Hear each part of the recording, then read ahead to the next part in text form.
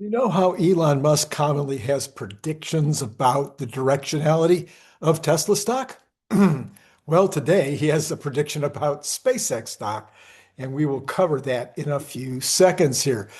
We have also some new price targets from others predicting the value of Tesla stock. And then the economic indicators continue to be amazing. We'll get to that. I mean, we're talking about really amazing. Sawyer Merritt says that U.S. satellite internet provider 𝐑𝐚𝐬𝐳 has filed for Chapter 11. Oh, I'm sorry, that's 𝐓𝐿Snet. Yeah, they're right down the street from where I used to live. 𝐓𝐿Snet has filed for Chapter 11 bankruptcy after running low on cash and losing subscribers to SpaceX. Yeah, that's right. In a quarterly report today, EchoStar also noted that its broadband subscribers have fallen to 622,000, a loss of 59,000, almost 10% of their subscribers during quarter two alone. Quote, we continue to experience increased competition from satellite-based competitors and other technologies. Spell that SpaceX. 𝐑𝐚𝐬𝐲 says today, this is 𝐓𝐿Che, F-I-L-C-H-E, if you want to follow him online on X. He says, this is going to be an insane opportunity in retrospect, speaking of SpaceX. And Elon Musk says, I think so. There you go. There's your quote. Uh, the stock is going where? No place but up. That's my opinion. It's not investment advice. Tesla racked up over 13 billion miles so far on FSD supervised, with 5 billion of those on city streets. That's orders of magnitude of more real world data than anybody else. Waymo and Cruise and everybody else combined couldn't even come close.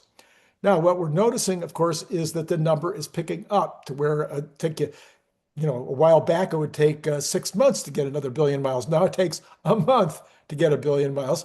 And that's because not only we're selling more cars, but a much larger percentage of people are now using FSD. The massive database gives Tesla a huge edge for training their neural nets, spotting rare edge cases and improving fast. It supports their safety claims, like 7 times fewer collisions on the US average, and they can use that, of course, to hopefully get regulators to approve it. As Tesla, okay, and then we've got an article here. As Tesla stock fell by more than 25% in July due to second quarter earnings that missed analyst expectations, among many other things, like the stock market, like the Mag 7 being down, like the Nasdaq being down 10%. I'm so sorry. Lots and lots of things in the last month or two have contributed to Tesla being down that much. But Stephan Gengaro, a Wall Street expert at Stifel, signaled a cautiously positive outlook for the company's shares over the next 12 months. Gengaro maintained a buy rating on Tesla stock, according to a note just out today. He, however, cut the firm's 12-month price target to 491 from 508. Oh, well, what's 20 bucks among friends? This represents a reduction, 3.35%, with Tesla shares trading at 311. At press time, it signals a potential 57.77 upside. Cautiously positive, Stifel maintains a buy on progress in FSD, robotaxi and demand, and overall demand, while cutting its largest let me say that again. He's cutting his target because of the margin and EBITDA weakness. He argued that the Tesla posted record deliveries and a revenue beat. However, he says he lowered the target. They said the same thing twice. Most importantly, the firm believes that Tesla is making strong progress on full self-driving. And of course, everybody agrees with that. Tesla stock price forecast for 2026. This is another one. I'm so sorry. 28 analysts surveyed by TipRanks. This is all from TipRanks, by the way. 28 analysts have set an average 12-month price target right now of 302.65, which is 23%. I'm sorry, that was misread. 382.65, signaling a likelihood of near 23% upside. Consequently, the average hold rating for Tesla stock shows Wall Street is not anticipating a fresh bull rally over the next 12 months. Now, 24/7 Wall Street says they've got a price target. They're also almost identical here at 386.29 and a buy at 90% confidence. The stock trades 20% below its 52-week high with record deliveries, 43 billion in cash, and fundamental setup all remaining intact. So he says, the guy who wrote this article says, I'd be a buyer if Q3 shows OPEC's growth decelerating, and OPEC's growth is not going to be decelerating. Well, maybe you have to define decelerating here. So it's probably not going to be increased again. So we went from 20 to 25 billion. How much of that is spent each quarter, I think is irrelevant, but that's how much they're planning to spend per year. So I think if they don't guide that they're increasing it from 25 to some other number, I hope that would fit within his criteria. By the way, this is Randy Kirk, and I am so looking forward to September when I'm going to be able to attend. I'm sorry, August. No, it's September. Yeah, not this month. I'm off. I can't remember. I think it is August. I think it's August when I'm going to be attending. Yeah, that's what it is. I'm going to be attending Nick Gibbs' options course and learning a lot about options. And you could still sign up for September. There's still some spots left, although I think it's getting close to being closed. So sign up for September. The information is down below in the information, and just click on that link. Don't fail to click on the link so I get my little paycheck from what you've done. U.S. businesses reported a good start to the third quarter. The latest flash PMI showed the month saw an encouraging return to hiring by companies, with employment rising for the first time in 3 months on the PMI scale. Now, this is the S&P PMI. However, the improvement was confined to services. Manufacturing slowed sharply. The growth slowed sharply. I'm sorry, not the overall, the growth. Supplier delays, meanwhile, worsened to the greatest extent in nearly 4 years, and amid the ongoing conflict in the Middle East. They didn't explain why that's related, but I suppose there could be some oil. I don't think there's any oil issues. The United States has plenty of oil. Price pressure is also intensified, with input cost inflation reaching a more than 1-year high and selling price inflation accelerating close to a 4-year high. Now, those would be related to oil, but as we'll see in a minute, oil prices have come down radically today. All right, they're also thinking that GDP growth is faster growth is signal of the entire GDP. U.S. business activity growth accelerated at the start of the third quarter. This is according to the PMI data from S&P Global. And the upturn in the PMI means the latest survey data are broadly consistent with GDP growing at an annualized 2% rate. We'll see that that's way low in a minute. Manufacturing outperforming sales, according to them. July's faster expansion in services, where business activity hit an 8-month high. Manufacturing output continued to rise, but factories reported the weakest gains in output and orders since March. Domestic demand drove growth across both services and manufacturing, as exports of goods and services continued to fall in July. I think we're going to find something different from the IMS survey. The FIFA World Cup related spending was gave a stronger than usual July 4th figures. So that could have been some of the impact. Brighter future sentiment drives the healthiest return of job creation as well. Okay, then we get into the ISM, I think here. I'm sorry. First, they say employment rose only marginally in July, but that's after 2 months of decline. Remember, employment's not going to go up a lot. This is employment week. Don't expect big things from employment.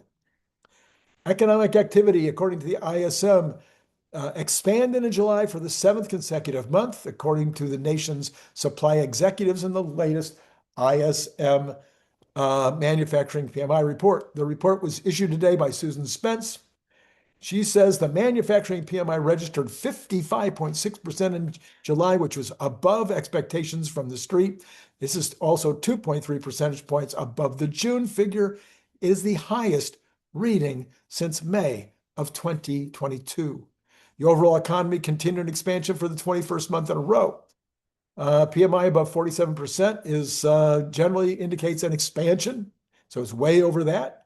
The new orders index expanded for the seventh consecutive month, and the new exports order index returned to expansion territory. So we've got different reports from the two different ones. That sometimes happen because these are slightly different manufacturing groups that they're getting the information from. Anyway, she continues that in July, U.S. manufacturing activity remained in expansion territory and very faster than in 4 years. Now we have construction spending. This is the one that I've been watching very, very closely because of my understanding and analysis with regard to housing should be slowing down.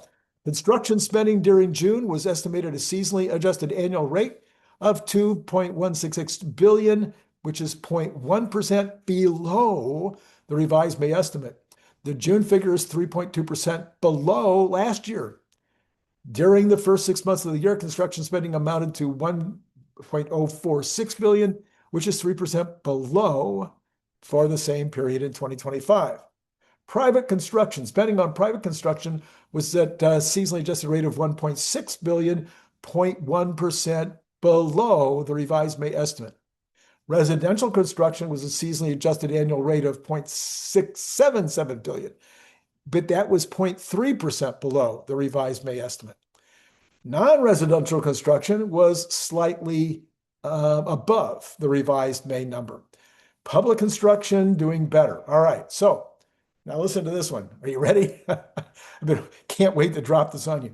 Third quarter GDP now, which was 5% yesterday, has been raised already to 6.5, and they got another report coming out tomorrow. Maybe it'll be 7 point. Anyway, 6.5% on GDP. Remember, this is net of inflation, not inflation included, but inflation adjusted.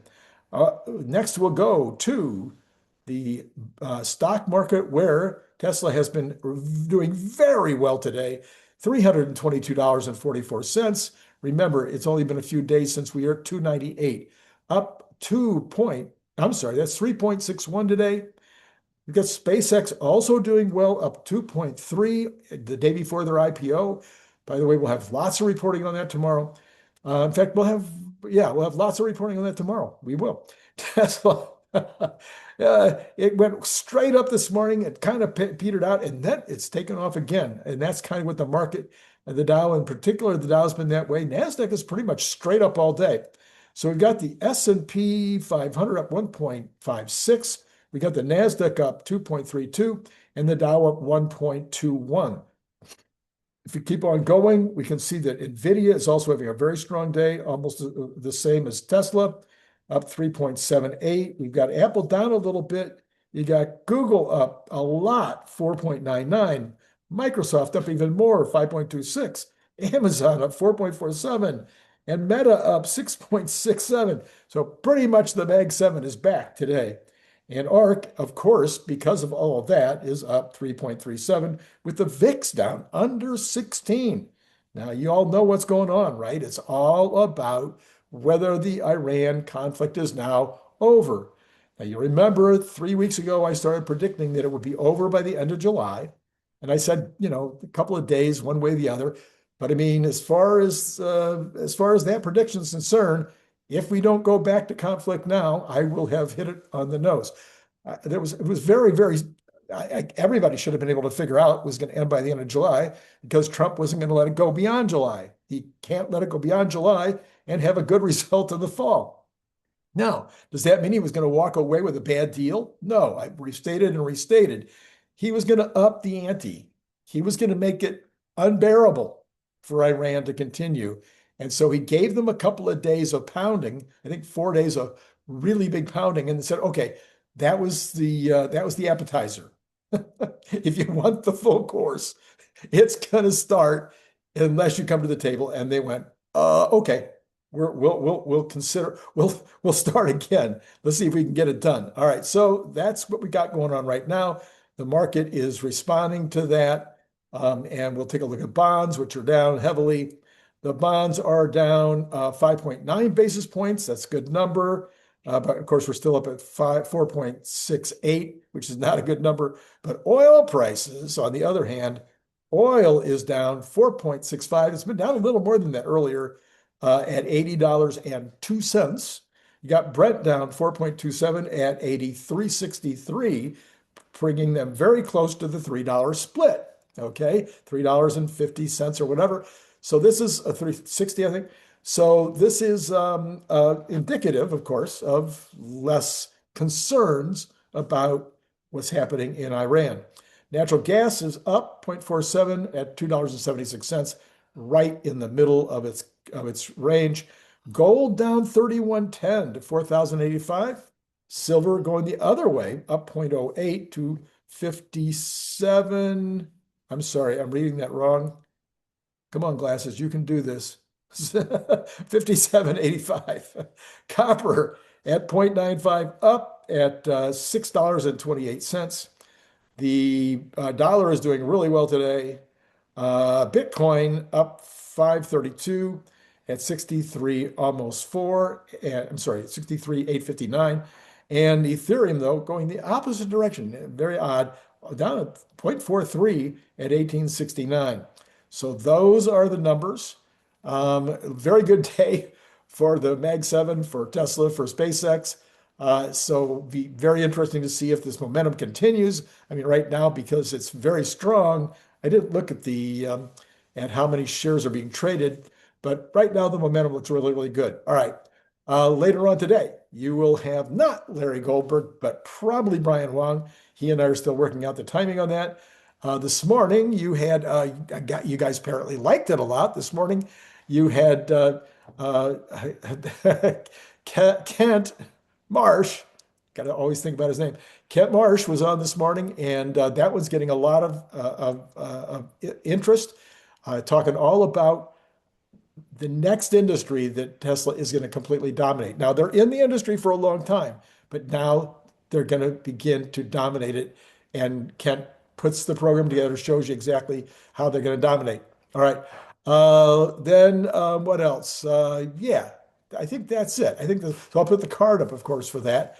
And I think I'm done with you for now and looking forward to talking to you more in the future. It's been great talking to you this morning.